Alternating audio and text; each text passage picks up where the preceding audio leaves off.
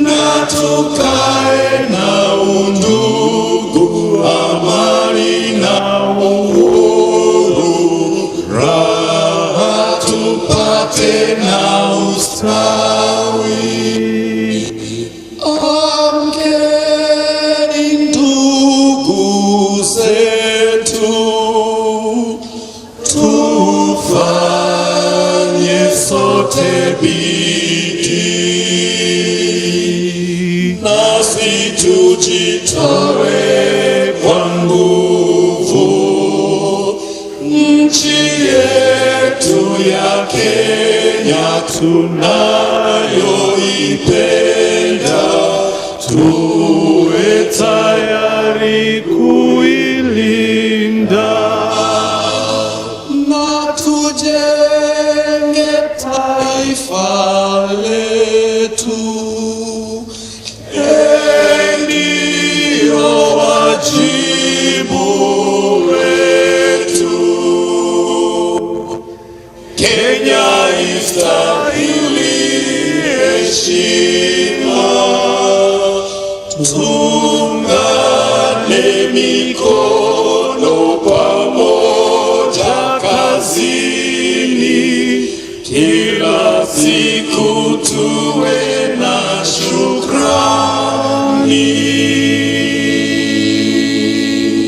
Asanteni sana, mnaweza keti chini.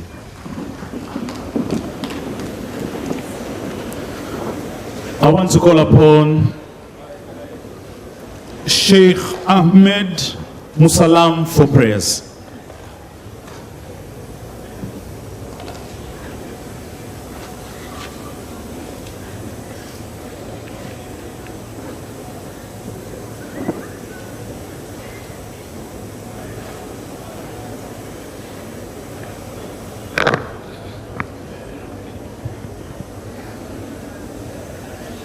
بسم الله الرحمن الرحيم. اللهم إنا نتوجه إليك بأنك أنت الله الواحد الأحد الفرد الصمد الذي لم يلد ولم يولد ولم يكن له كفوا أحد، أن تهدينا الصراط المستقيم وتأخذ بأيدينا أخذا رفيقا إلى ما نسبو إليه يا رب العالمين. Ewe Mola wetu, tunakuelekea wewe asubuhi hii, ubariki mkutano huu, utusikitikie kwa kuwa sisi ni madhaifu, utupe yapatikanao yanayopatikana kwa nguvu zako ya Rabbal Alamin. Sisi hatuna na wewe una kila kitu Mola wetu, tupe kwa ulivyo navyo, ingawa sisi hatuna, tupate tunaotakiwa kuyapata ya Rabbal Alamin. Ewe Mola wetu, sisi ni madhaifu na wewe una nguvu, tupe kwa nguvu zako yale yanayopatikana kwa nguvu ambayo sisi hatuna nguvu ya kuyapata, tuyapate kwa nguvu zako ewe Mola wetu. Mola wetu, ya Hayyu ya Qayyum, birahmatika nastaghithu fa aslih lana sha'nana kullahu ولا تكلنا إلى أنفسنا طرفة عين يا رب العالمين. ربنا آتنا في الدنيا حسنة وفي الآخرة حسنة وقنا عذاب النار. ربنا تقبل منا إنك أنت السميع العليم وتب علينا إنك أنت التواب الرحيم. وصلى الله على خير خلقه محمد وعلى آله وصحبه وسلم والحمد لله رب العالمين. آمين. Ewe Mola, takabali dua zetu.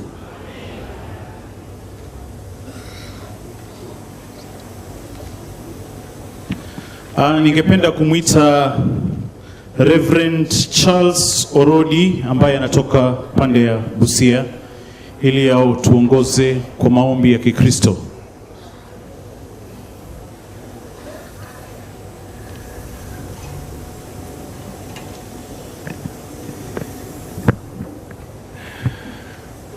God is good, and all the time, and that is his nature. Wow.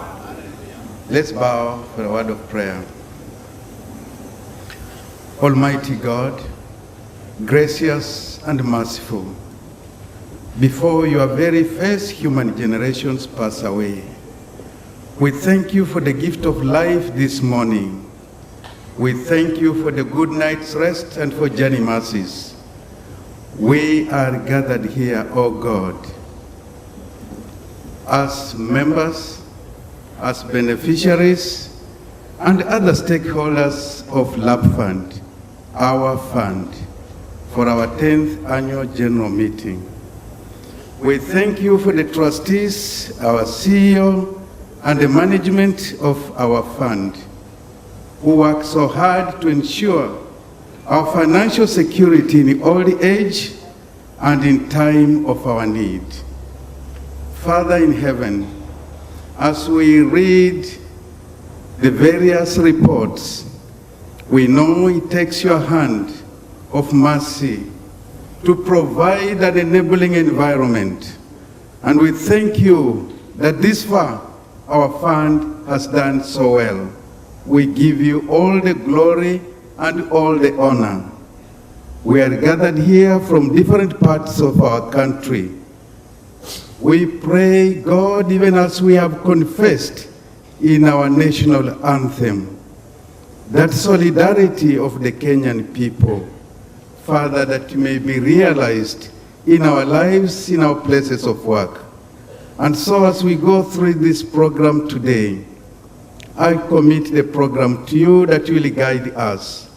Give us the concentration, the attention, and the strength that we may give you all the glory at the end of this annual general meeting. We thank you for the leadership of this place, Mombasa, that has enabled us to have an environment where we can meet as members of this fund. And so we thank you for the governor and the entire leadership of this place and even this hotel. Father, as we gather, we thank you for the peace you have bestowed upon this place, that we can gather freely and deliberate on our affairs. Be with us, O God. We pray all this in Jesus' name. Amen.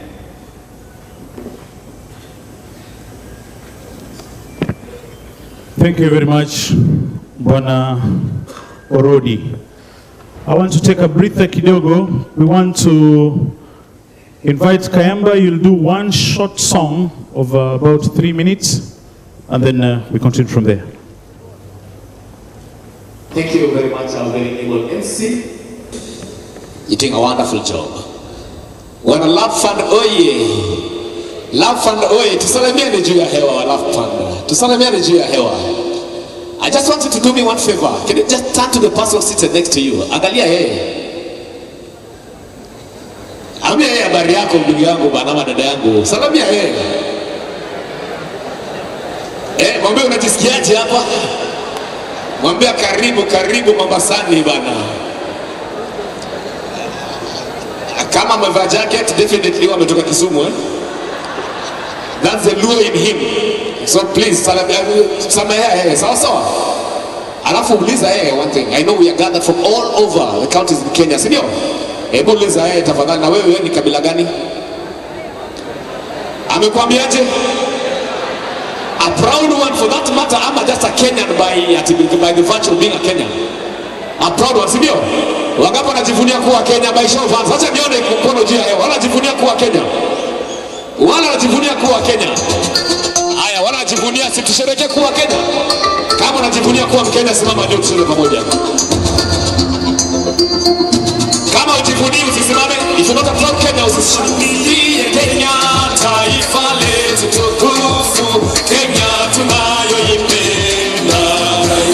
Tushangilie Kenya.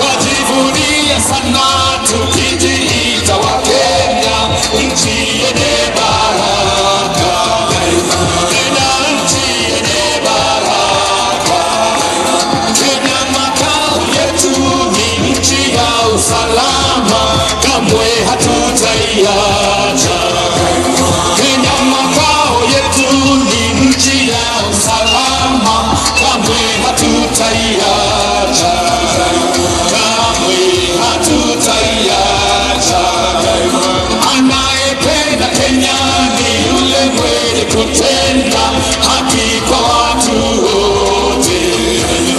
Anayependa Kenya ni yule mwenye kutenda haki kwa watu wote.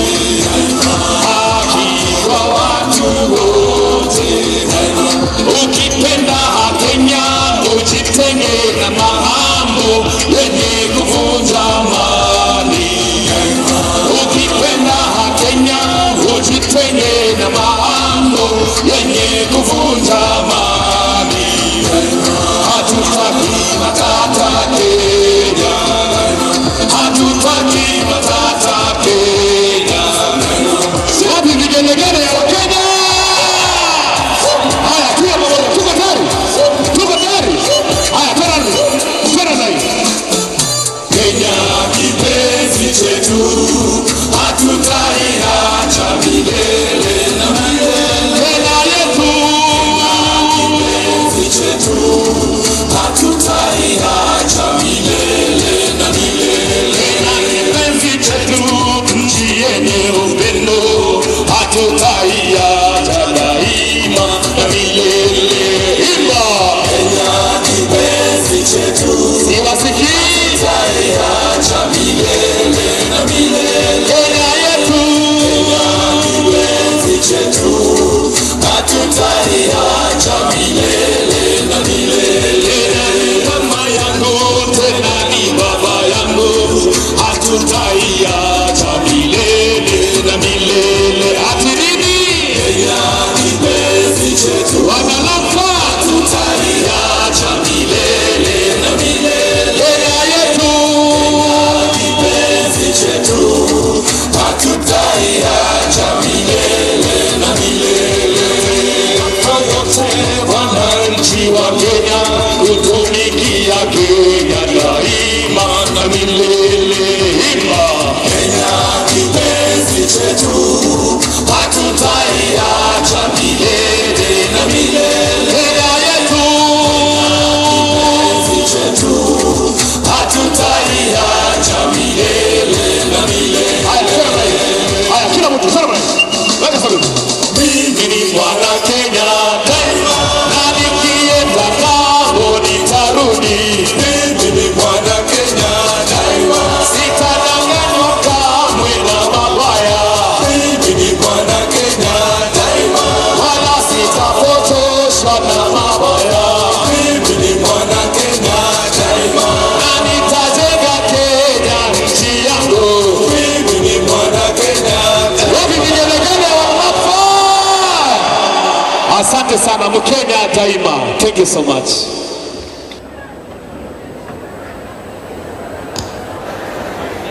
LAPFUND hoye! Sijasikia LAPFUND hoye! Asante sana Kayamba Afrika.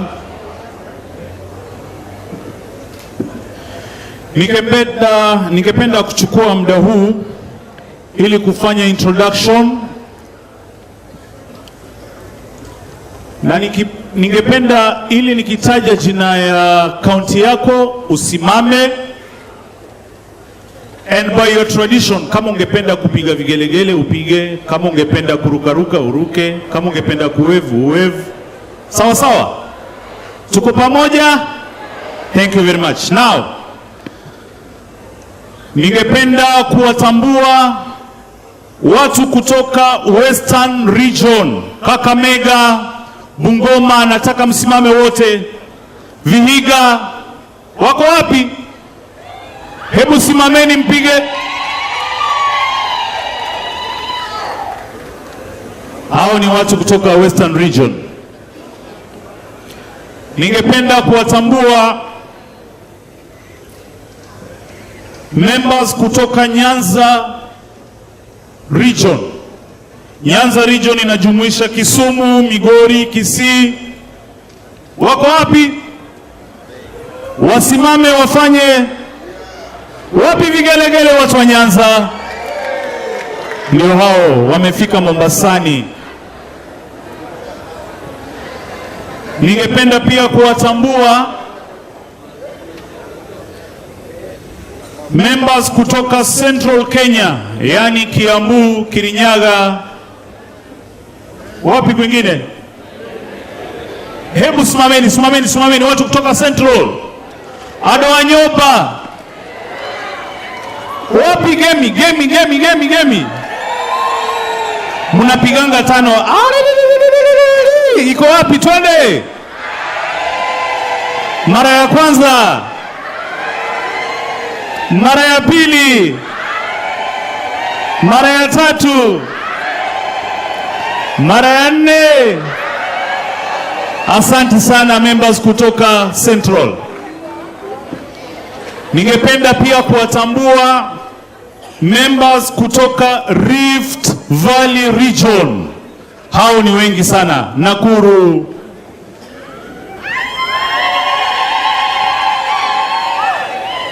Asanteni sana. Ningejua mngekimbia lakini hakuna uwanja wa kukimbia hapa.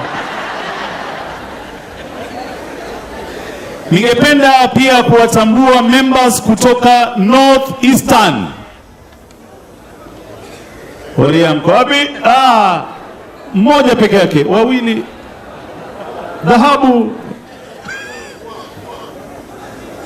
Wajir, Garissa. Sawa.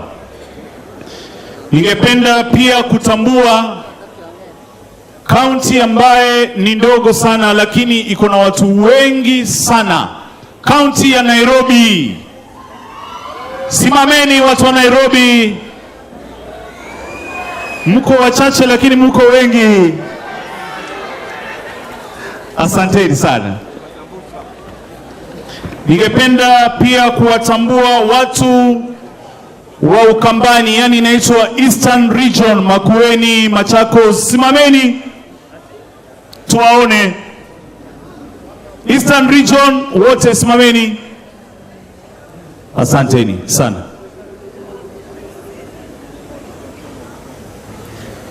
Alafu mwisho kabisa ningependa kuwatambua wenyeji. Ningependa kuwatambua wenyeji, watu wa Coast Province, Mombasa, Kilifi, Kwale. Wako wengi, asanteni sana. Lakini hamtutishi.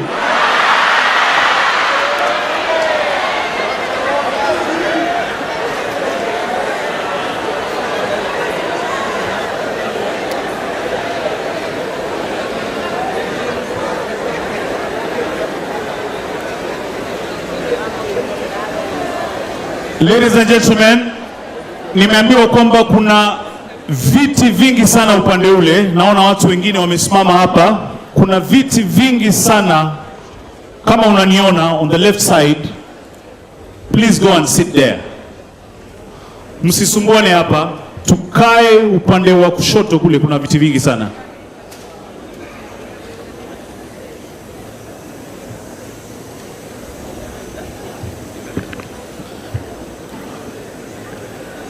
To start our program, I would like to give you a sneak preview of the LAPFUND.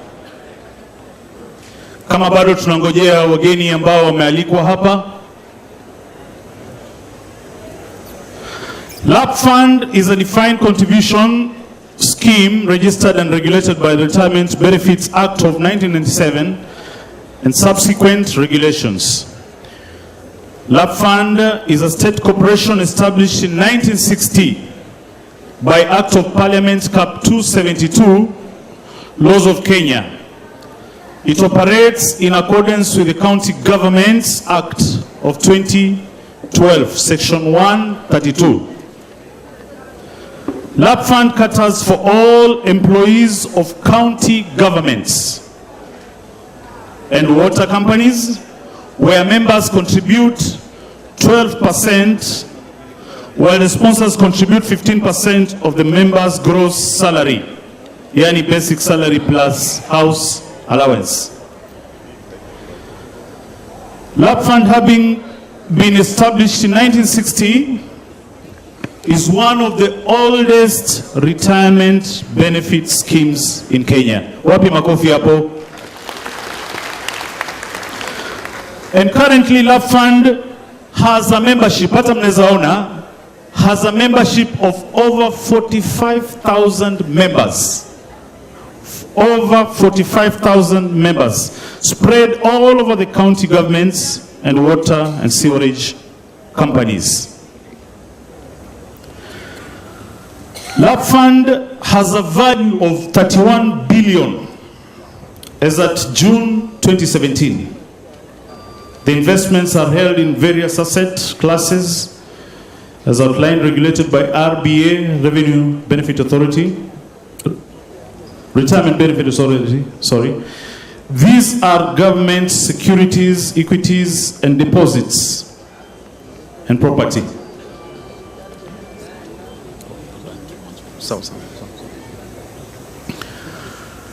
Now, we want to go straight to the program.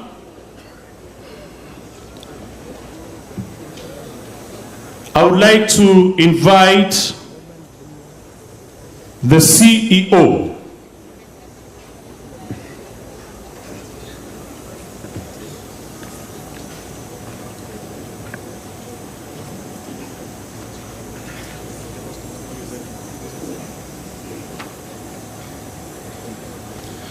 There's a little bit of the change of program there. I want to invite the host so that he can welcome us. Thank you, sir.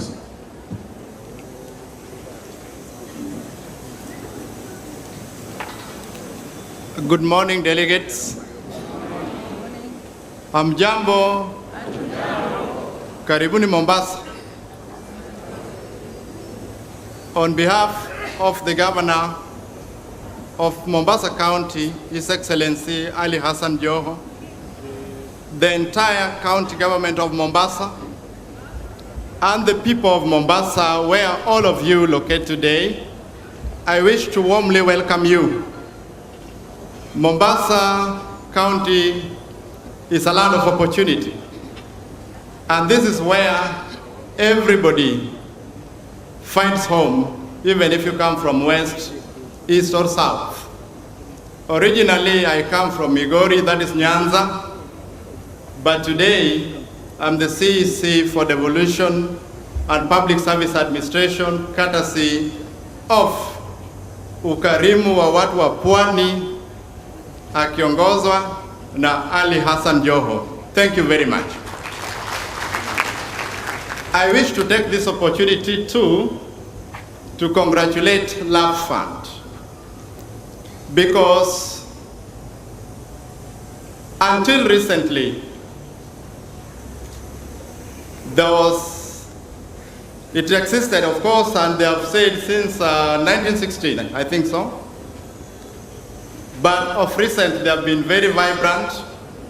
Only a few weeks ago, to be precise, about 2 months, they were here launching a new product which caters for Muslims. And that is really very good, a manifestation that as a vibrant organization, they are highly adaptable and they're trying to see the trends as they are and trying to fit so that they're not left behind. The only thing that I may want to challenge them, being a provident fund, research has clearly demonstrated that majority of workers upon retirement may take at most 3 years, meaning that you are likely to see them on the obituary page. But if, as trust fund, a provident fund, you are able not only to cater for the people's benefit when they retire, but you also come up with programs which will make them start even better lives after they have retired. We'll be most happy. After all, they used to say that life begins from when? Life begins from when? And when is the retirement age? Meaning that you have only enjoyed 20 years, and after that you are preparing yourself for serious problem. What that means is that as you come here today, as you tell us about the products you have, as you tell us about the benefits, also incorporate programs which will prepare people for that terminal exit, for separation. Let them become entrepreneurs before they receive that particular amount you'll give them when they retire, so that they know when to use it and how to use it. Because the moment you give people that lump sum amount, they may be cheated that now they are younger and may be tempted even to marry second or third wife, not knowing that that would be the beginning of agony untold. So also take them through lifestyle changes, the implication, where they need to go, the habits they need to avoid, and ultimately when they receive that particular money, they will say, thank you, LAPFUND. Indeed, you have done a good job. For me, I will not be engaged in a lot of speeches. Look at the people who are lined up here. There are very many. Of course, it's a weekend in Mombasa. Unajua Mombasa ni raha. Many of you would want to start the weekend earlier. So the best thing I can do is to say, karibu, enjoy Mombasa. Asanteni. Makofi mzuri sana kwa CEC ambaye ni Mr. Seth Odongo. Yeye ni Devolution and Public Service Administration kwa hii county ya Mombasa. Makofi kwake Bwana Seth. Asante. Ningependa kumuita sasa Bwana Flavian Kubasu ili atuongoze kwa program mbele.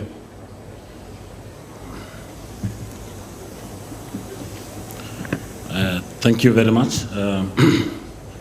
My task is simple: to read the notice convening this meeting. That's on our program. When you open your financial accounts, page 2, you'll find the notice. And I'll read: notice of the 10th annual general meeting.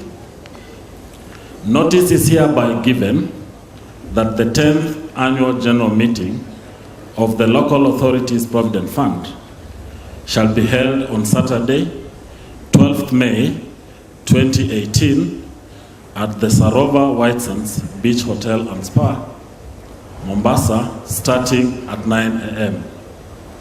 The agenda will be: number 1, reading of the notice convening the meeting, confirmation of minutes of the 9th annual general meeting, number 3, trustees report, number 4, scheme administrators report, number 5, a report on the audited accounts for the year ending 30th June 2017.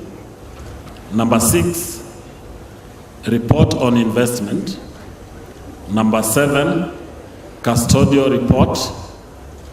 Number 8, questions and answers. All sponsors and members are invited to attend.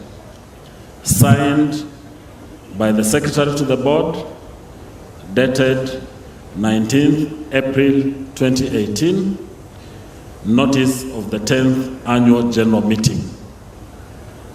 I would like to invite members to help us adopt this notice convening this meeting. So I want a proposer and a seconder. Yes?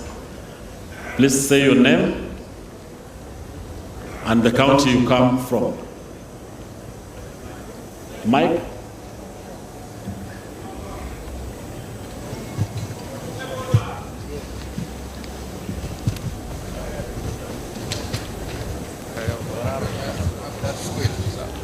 Thank you. My name is Ndugu Richard Ayore, from the county government of Kilifi. Please come again. Clearly someone is taking minutes, so for your names to be My clear. names are Ndugu Richard Ayore from the county government of Kilifi. Thank you. Second? I propose. Okay, see her there.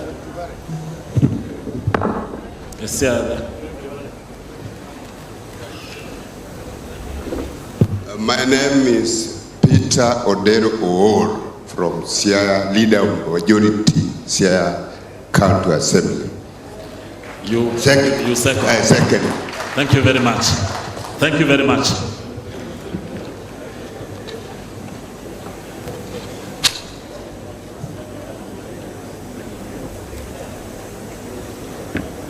I want to call upon ningependa tusimame tafadhali, tumkaribishe Bwana Roba Duba ambaye ni Secretary General.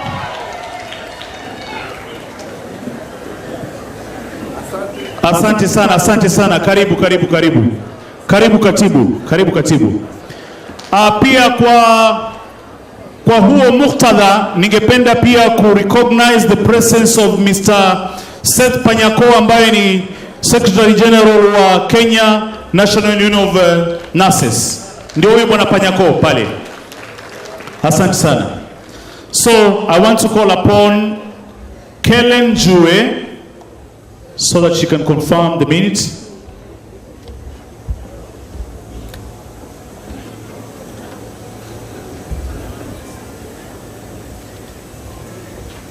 So they can confirm the minutes of the 9th.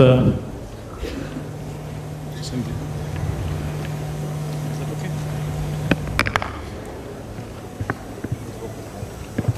It's okay. All protocols observed. Good morning. In our gift pack, we had minutes of the 9th AGM meeting that was held here at White Sands Beach Resort and Spa. And I'll ask that we go through them before we confirm.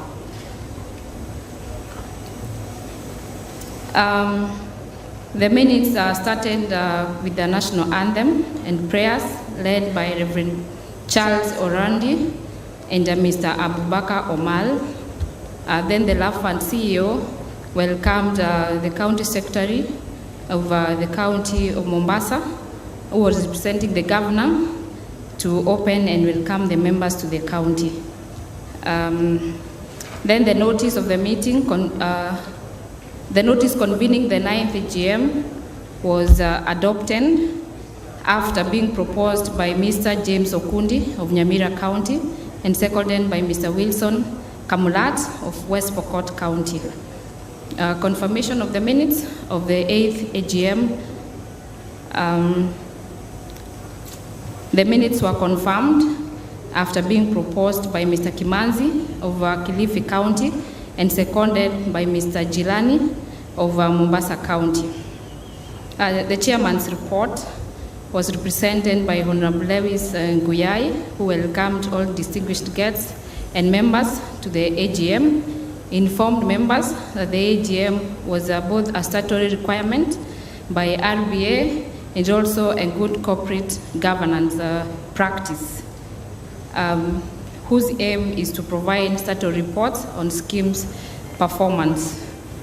The CEO also informed members that two of the trustees had left the scheme to pursue other interests, and one of them was the chairman of the board, and both had rendered exemplary services. He wished them well in their endeavors. He also requested the appointing authorities to fill the vacancies which had arisen as a result. We go to page 2. The chairman also informed members that LAPFUND as a state corporation operates under oversight of various regulatory bodies, RBA, the Auditor General, the Public Investment Committee, and the Inspectorate of State Corporations as a way of protecting public interest. He also informed members that the scheme had complied with the various regulatory requirements, including alignment of the investment policy to the RBA regulations. The chairman also informed members that the trustees would continue to closely monitor the performance of the fund managers and all other service providers to ensure that the scheme generates the required levels of returns to the members. He also noted that the fund had remained on a steady growth with an 18.4% increase for the year 2015-2016. The chairman also noted that after promulgation of the Constitution of Kenya 2010, LAPFUND Act Cap 272 required review to align the institution to the devolved governance structure. There were efforts that had been put in place by stakeholders and LAPFUND, and this had seen a proposed bill being tabled in Parliament, that is the County Government Retirement Scheme Bill of 2015 then, that was in Parliament, and he urged Parliament to fast-track a processing of the bill so that the institution could be transitioned. In conclusion, he committed that LAPFUND will continue with the support of the members and the sponsors to help secure a comfortable life for members after retirement. Next was a report of the scheme administrator, which was presented by Mr. David. It's okay. By the CEO. Key highlights was that the year had seen most schemes perform poorly, but LAPFUND had a very good performance, which was reported at 18.4%. The fund had grown from 23.6 billion to 27.9 billion. On product development, the CEO informed members that there was now in place a gratuity management product, which was to take care of the staff on contract and also elected members. Out of the 47 counties, 43 county governments and converted their gratuity to the Provident Fund and saved it with LAPFUND. And also out of the 1690 MCAs, 1,500 of them who had claimed their benefits and been paid. On page number 4, a report of the Auditor General. Mr. John Simiyu confirmed that the financial statement presented in all material respects a fair financial position of LAPFUND as at 30th June 2016. Then we can move to page 5. Investment report from the fund managers. The fund managers highlighted their role to LAPFUND, which included ensuring compliance with the investment policy and submission of returns to the regulator. The custodians also enlightened members on their role in safeguarding the assets and dealing with administrative issues of assets at LAPFUND. Finally, there was a question and answers, and one of the issues raised was which is on page 6, was how LAPFUND was intending to serve members through field offices, and they were informed that LAPFUND was working towards having a presence in each and every county. The other issue was access of statements online, and they were informed that LAPFUND was working towards ensuring that members would access their statements online. Thank you so much. I'll now request that I have a proposer for the minutes from the members who are present. Let us have the mic.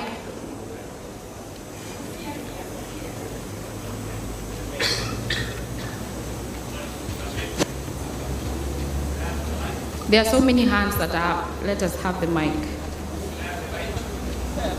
Yes? My name is Catherine Oliwa from Busia County. I stand to propose. Let us have a seconder.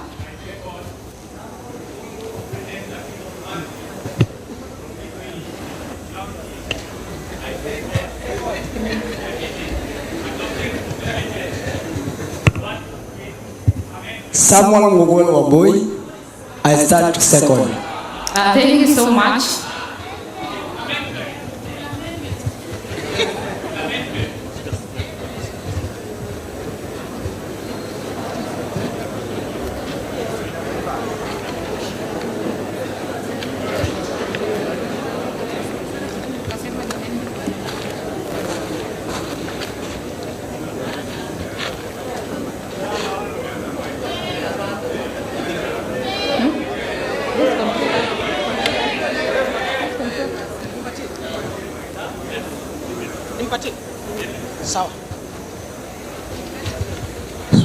Thank you. My name is Kiliko Kimanzi.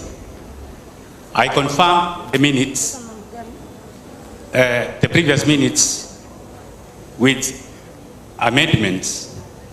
I don't come from Kilifi, and I proposed for the confirmation of the minutes. And they are recorded Mr. Kimanzi from Kilifi, whereas I come from Kitui. Thank you. Thank you, that is noted. Tafuta mahali mkapa karibu. We don't want to look for them. Sawa, sawa. But you see, I'm not the one in charge, but yes.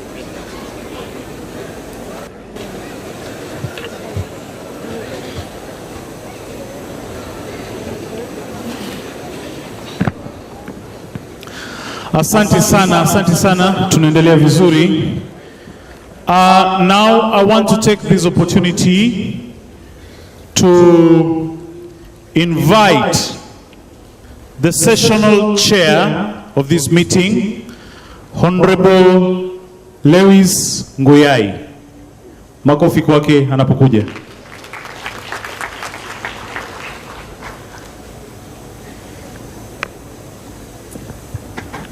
Asante sana. The chief guest, he tells me he's our Class A customer, the chairman of the County Assemblies Forum, Wanaosoi, all governors present and deputy governors or their representatives, the CEO of the Retirement Benefits Authority, managing directors of the water companies present, county secretaries and county executives members present, speakers of the county assemblies present, members of the county public service boards present, honorable members of the county assemblies present, clerks of the county assemblies present, officials of the Kenya County Governments Workers Union, also represented by their Secretary General, my friend Robert Duba, officials of all other unions present, fellow board trustees represented by, at the very end, Mr. Elijah Lopuke, Simama Tafadhali, Mary Morogoro, Eunice Omar Mohammed, and Beatrice Sabana, the CEO and members of staff of LAPFUND, distinguished guests, ladies and gentlemen, good morning. On behalf of the trustees It is my great pleasure to welcome you all to this very important occasion in our calendar of events as a scheme, our annual general meeting 2018. Ladies and gentlemen, thank you for attending the meeting in large numbers and for attaching such great importance and great value to your scheme. We have converged here on this day in order to review our past year's performance as a good governance practice and also to comply to the RBA regulations. I wish to thank you and my four fellow board trustees and LAPFUND management sponsors and new members, the National Treasury and Retirement Benefits Authority, and everyone else for their support in making LAPFUND what it is today. The Board of Trustees. Ladies and gentlemen, the Board of Trustees is responsible for the governance of the scheme and is accountable to you as members of the scheme. We ensure that the scheme complies with the LAPFUND Act 272, RBA Act, and regulations, and all other laws, policies, and circulars issued by oversight bodies. It is important to also note that as a state corporation, LAPFUND operates under the watchful eye of the National Treasury, the Auditor General, who is represented here, the Parliament, the State Corporations Advisory Committee, the Salaries and Remuneration Commissions, and the Inspectorate of State Corporations. All these concerted efforts are to ensure that your retirement is secured. Ladies and gentlemen, LAPFUND attaches great importance to the need to conduct its business with integrity and in accordance to the generally adopted principles of good governance. This scheme adopts the best principles of good corporate culture. The requirement of all board members and employees is to maintain the highest personal and ethical standards and to act in good faith in the best interests of the members. The board has ensured that there are sufficient and effective internal controls to avoid exposing the scheme to uncontrollable risks. This has earned LAPFUND 2 awards in the year 2017. The first one is the Internal Administrator of the Year, and the second one is the Best Managed Public Sector Scheme. Makofi. As indicated in the last AGM, vacancies left by the 2 board members who resigned are yet to be filled. We would appreciate if the appointing authorities appoint the new trustees to fill these vacancies.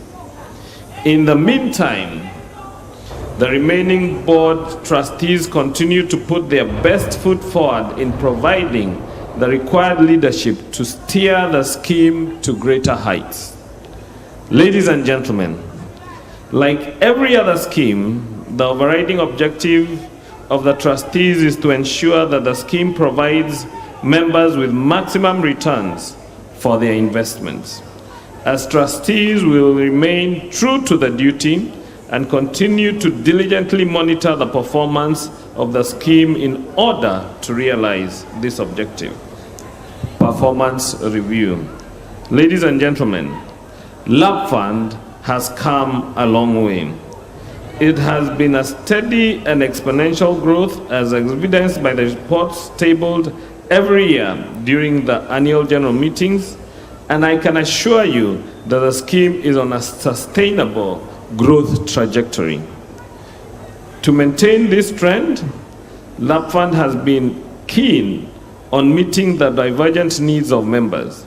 This is informed by development of LAPFUND's AMAL, the first Sharia-compliant product in the retirement benefit sector in Kenya that was launched on 9 February this year.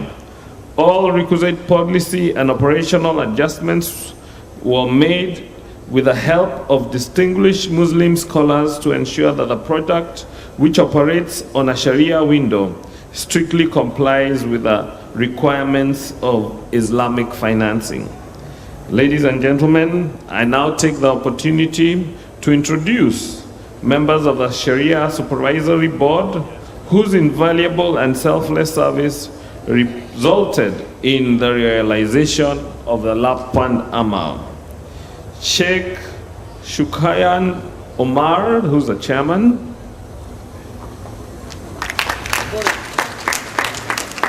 Professor S. Budamana. And Sheikh Ahmed S. Muslim. We appreciate them. Thank you very much for their good work. Ladies and gentlemen, it is also important to let you know that LAPFUND has also expanded its tentacles to the informal and private sectors geared towards sustaining growth. Despite the challenges of the operating environment in the year 2017, including the depressed economic activities due to the prolonged electioneering period, and the scheme continued to post impressive results. Out of the strategic investments of the fund value increased from 27.99 billion in 2016 to 31.13 billion in 2017. The growth in the fund value represents an increase of 11.22%. Legal and regulatory environment. Ladies and gentlemen, one of the principles of LAPFUND is compliance with the laws, rules, regulations, and guidance issued by the government and its agencies to govern operations of retirement benefit schemes. With this respect to scheme compliance, we have achieved the following among others. 1, trustees have complied with the requirements for quarterly meetings of the trustees to discuss service providers' reports. 2, strict implementation of LAPFUND's investment policy, which is aligned to the provisions of the regulations and guidance of the retirement benefit authorities. All required statutory returns have been filed with relevant bodies. In compliance with Public Finance Management Act and the State Corporations Act, the trustees have ensured that the financial statements have been prepared and given true and fair view of the state of affairs at the end of the financial year under review. Ladies and gentlemen, it is important to note that since the promulgation of the Constitution of 2010 and the authorization of counties, LAPFUND has endeavored to have CAP 272 aligned to the devolved system. However, despite various initiatives by stakeholders, the efforts have not borne fruit. We are hopeful that the current county government's retirement bills of 2018 in Parliament will address this challenge once and for all.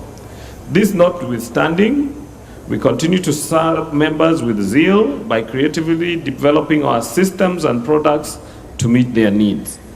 We reiterate that our members are the reasons we exist, and customer satisfaction is our key focus. Outstanding debts.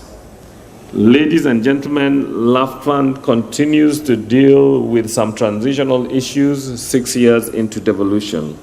This includes outstanding debts from former local authorities. A clear, deliberate settlement mechanism is not yet in place. I call upon the county and national governments to handle this matter with the seriousness it deserves, and resolve it soonest possible. Conclusion. It's been an active year, and the members of the board have excelled in relation to the time and effort they have put in the affairs of the scheme.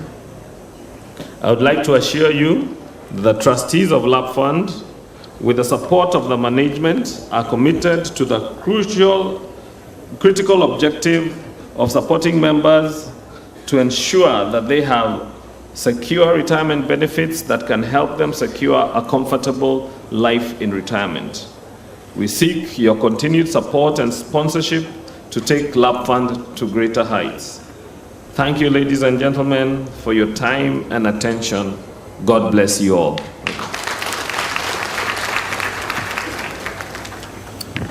Asante sana, tunaendelea vizuri. Ningependa sasa kumwita Chief Executive Officer so that he can read us the scheme's administrator's report. Bwana David Koros. Asante, thank you.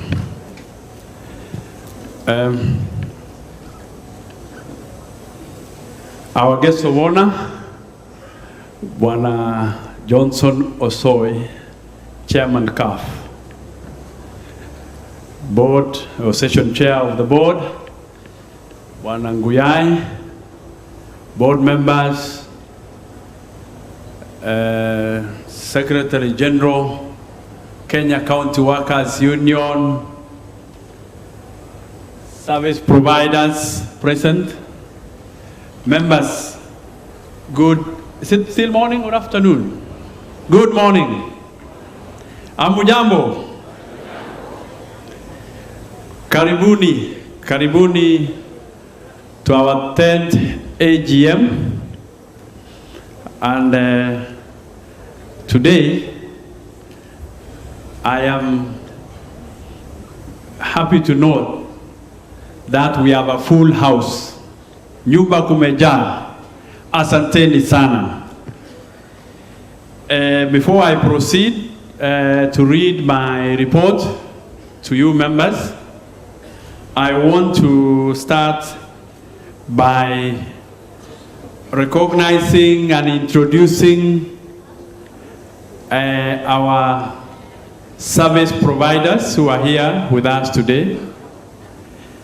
And I want to start by, I know some of them will talk to you, but I want to start by inviting, or rather asking them to stand wherever they are. I want to start with the representative from RBA, Charles Mashira,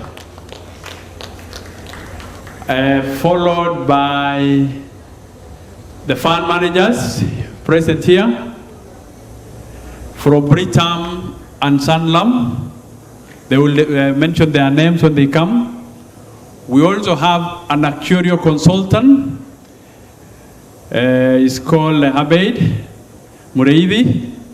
He works for a company called AXAF. We also have the custodian, the person who keeps the money. You can listen to all of us, but the custodian must say, yes, I have what they are talking about. This is a person who keeps all our money, all our titles. KCB are here. I want also to introduce someone who is very special to us. Without him, we wouldn't be having this meeting. Somebody from the Auditor General's office. We are audited. The report that you have before you is been verified. The audited accounts have been verified and certified by the Office of the Auditor General, and I know he will come and talk for himself, Bwana Wangila.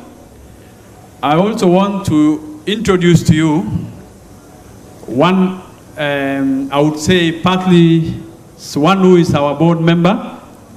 There's a gentleman called Bwana Wangombe from Inspectorate of State Corporations. They also sit in our board in any deliberations as state corporations, listening to what we are discussing. So those are, is there anyone I've left? This side, I think everybody has been taken care of. Thank you very much. Let me now just give you a report of the fund for the year 2016-17, ending 30th June 2016-17. And I have the report. It is written, and I will read. So, our guest of honor today, Bwana Osoe, the representative from the Retirement Benefits Authority, Bwana Charles Mashira, County Secretary is present, CEC members present, including the gentleman from Nairobi, CEOs or Chief Officers present, Chairman of SOCAT, Mr. Dennis Mutui, County Assembly speakers present. I can see the Speaker of my county, Bwana David Keblagat. I can see Okode from Siaya, all the way from Siaya. Secretary General, Kenya County Workers Union, the Honorable Robert Duba. Secretary General, Kenya National Union of Nurses, Seth Panyako.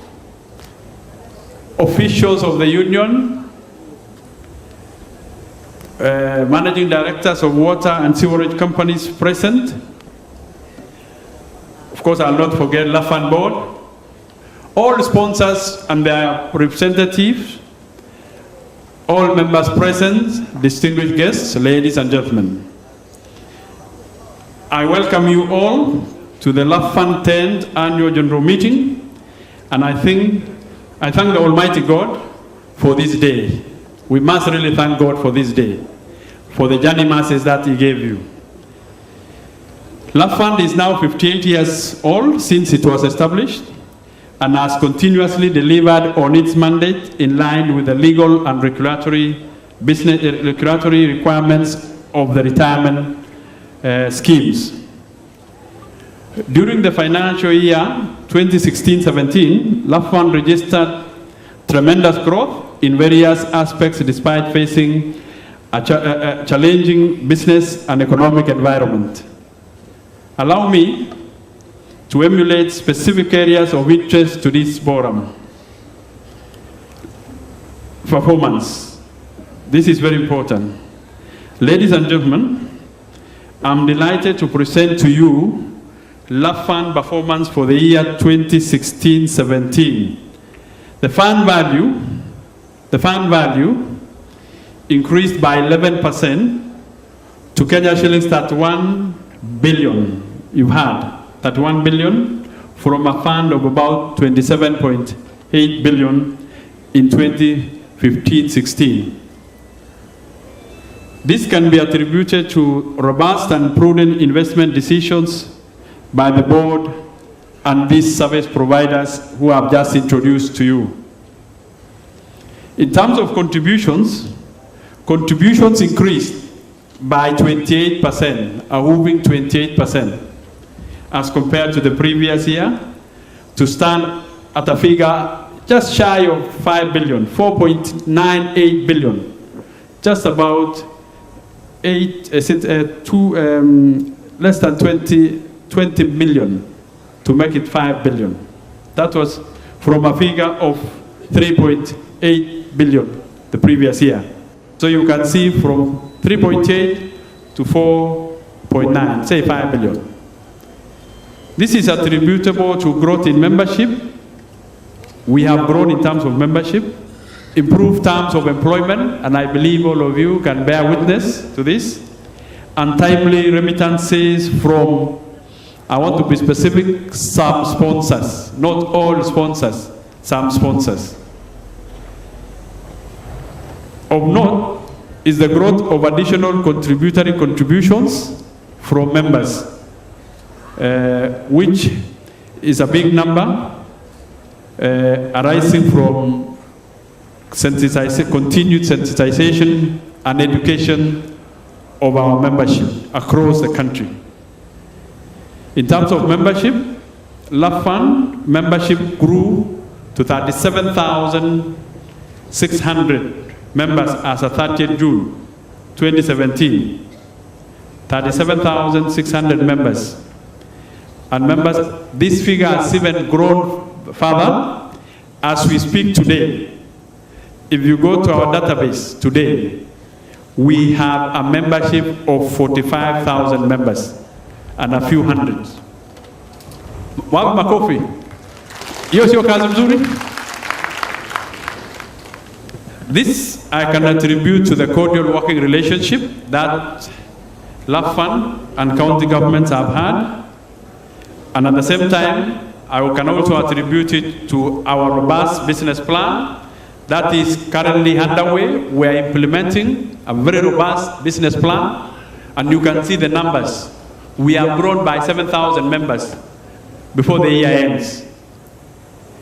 In terms of branch network, in line with our business plan, LAPFUND increased its presence across the country by introducing what I would call marketing assistance or desk office model, where marketing and client relationship officers are stationed in most counties to provide first-hand customer service and membership recruitment.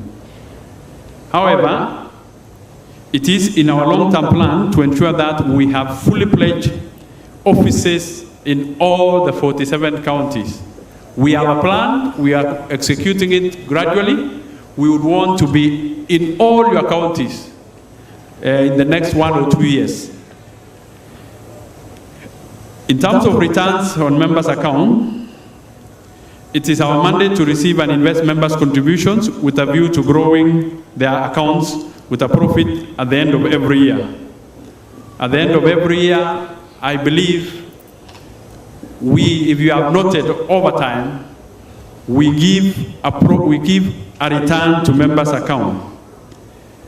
So, through prudent investment decisions, LAPFUND Board of Trustees declared competitive returns year on year, and in the year under review, we declared a net return of 9%, which was above the industry average of 8%. Net return of 9% above. This is a net return. It doesn't, we will not go in and again take out something to say this is a fee, this and this. Net, it goes to your account. In terms of customer service, we have done a number of activities. First and foremost, we have reduced our benefits processing period to just 9 days. We have struggled to make sure if you give us a claim form, fully or duly filled and completed by all respective offices, we have reduced that processing period to 9 days from 15 working days, which was the practice before and even in the previous year. Note that I think as per RBA requirements, I don't know, are we still on 30 days? Mashida will confirm. We have also put in place a mobile money platform for marketing, customer communication, or rather through which members can pay their voluntary contributions. This is by way of pay bill number, and I want, if you have your phone now, our pay bill number is 754488. You can pay money now. If you have some allowances and you want to save, remove your phone now, 75448, and the money will hit our account, and it will be in your statement. We have also come up with a social media platform for marketing customer and customer communication, handling complaints, and these include a Twitter handle, Facebook page, which is called LAPFUND Secure Retirement. And I urge you all again, I want you again, if you have your phone, even at this meeting, toa hiyo simu yako, follow us, and like our social media. I want those of you who are digital today, we have counted, we are just shy of 1,500 people here, because the seats here are 1,500, and I can see hardly 20 unoccupied seats. So we have 1,400 people in this room. If at least 1,000 people can like us today, that will be an achievement. So please, nisaidieni, can you follow and like our social media platform or our Facebook page? This will enable you to know more on what is happening within the scheme. And I believe, even now, if you go to that Facebook page, I don't know whether we have streamed this meeting live, but it should be something that is there.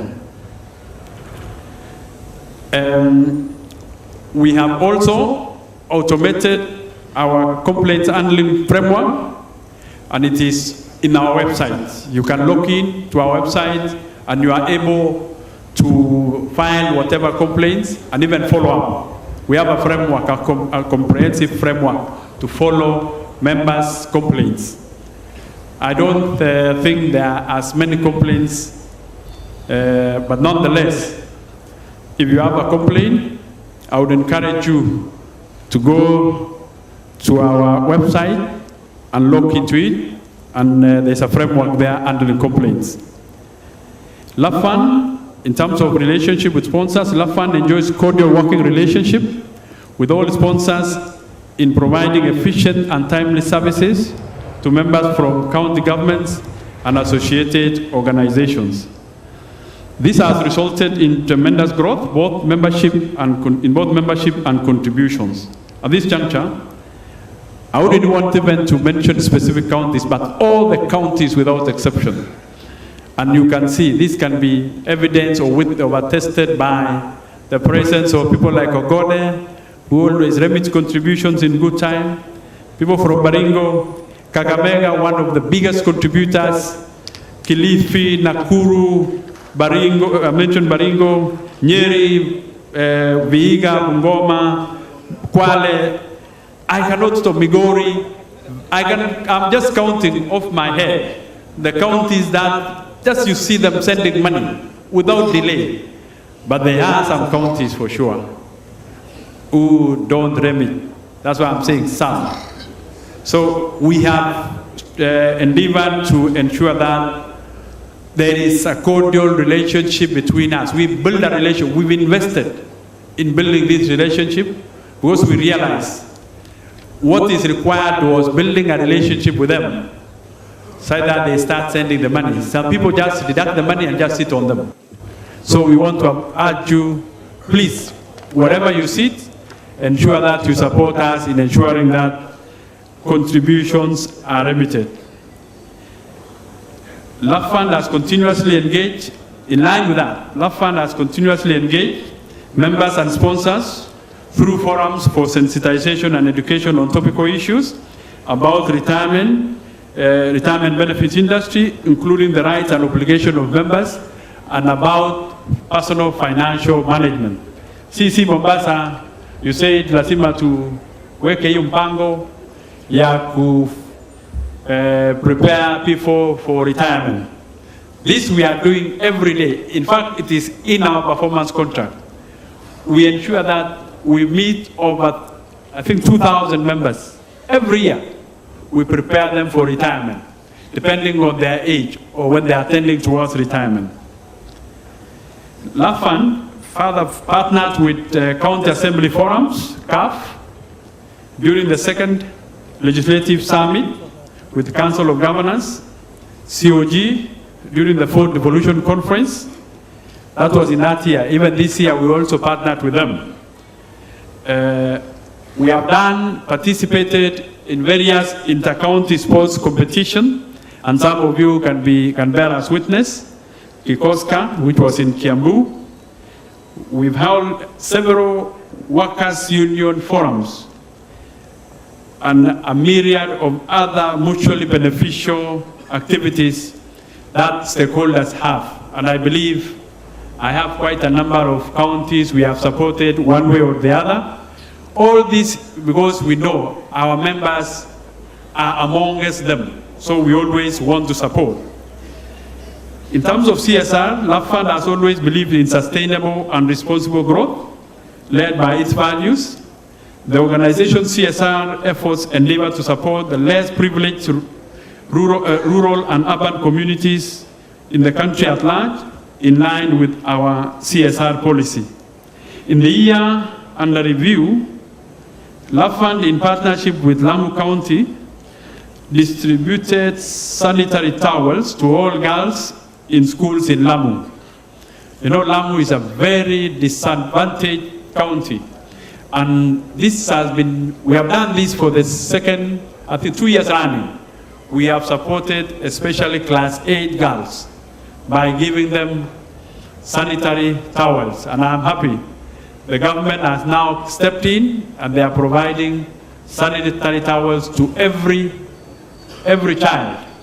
I saw them being launched the other day. So we were there before even the national government came in, and we were supporting a few counties like Lamu. We supported Kwale County government in books donation to schools. We partnered with Baringo County government in responding to drought and famine by donating food items to the affected sub-counties. As you know, Baringo has one challenge of famine and drought, and we came in to support those who are affected by the drought and the famine that was there. LAPFUND is dedicated to improving the quality of air and water through environmental initiatives, and this is abuse. Even today, one of our chief guests who would have been here today has joined the president in launching a national tree planting. So we have also an initiative whereby we plant trees to create an awareness within the staff and membership on the importance of a clean environment. So we have supported various counties in tree planting activities, and I believe this will continue. In terms of product development, in fulfillment of its commitment to performance, contracting and implementing the business plan that we have, LAPFUND has developed various products to suit different categories of people, and these include gratuity management for contractual employees and officers.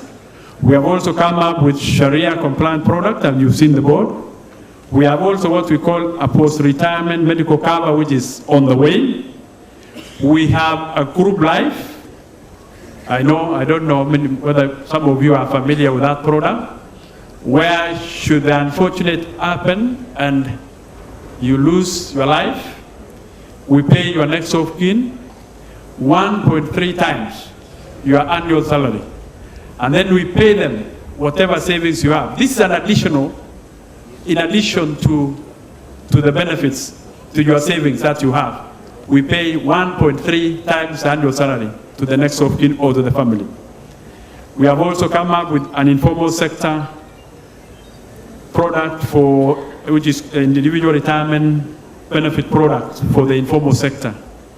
And in the fullness of time, we shall be talking a different story on this aspect, but we're still in the formal stages. We have certain challenges, and ladies and gentlemen, as you all know, LAPFUND was listed by the Commission on Implementation of the Constitution, that was CIC, as one of the institutions that was to be transitioned to align it to the devolved county system. LAPFUND was equally recommended by the Presidential Task Force on Parastatal Reform for alignment to the new constitution and to be a scheme for county governments, now that local authorities were done with.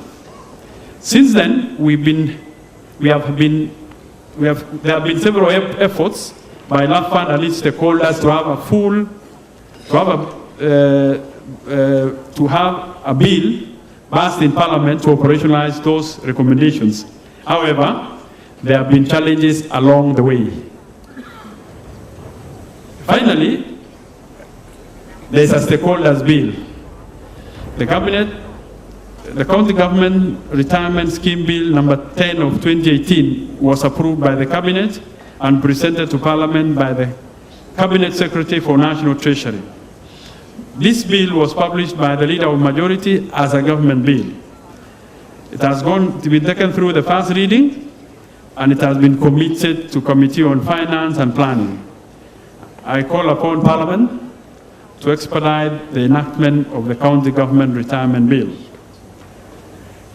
Ladies and gentlemen, let me take this opportunity to appreciate those sponsors who have been consistently remitting member contributions monthly.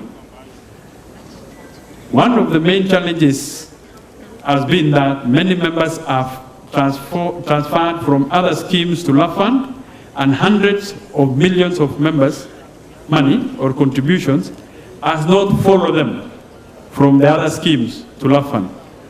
We request RBA to assist in ensuring that affected members get all their contributions in one basket.